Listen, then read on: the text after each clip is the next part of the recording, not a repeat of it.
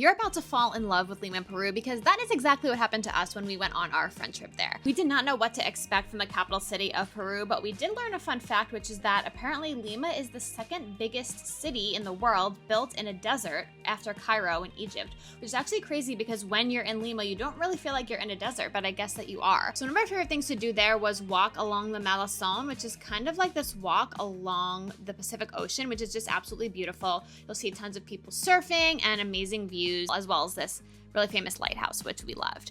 Along the Malecon, there's also this park called Love Park, which kind of reminds us of the Gaudi Park in Barcelona because it's like a bunch of mosaics and there's like really cool sculptures and stuff. So we started our walk in the Malecon in Miraflores. That's where we were staying in Lima, and that's kind of like the most popular area to stay in, but there's also another town / neighborhood called Barranco, which we also went to, which we loved. It's kind of known as like the more like artsy and like crafty area. But I think my wife's favorite thing was in Miraflores, and that was called Kennedy Park because this is a park where there are tons and tons of stray cats everywhere. We literally had to go to this park every single day so she could just like pet all of the cats. I mean, I was enjoying it too. I also love cats.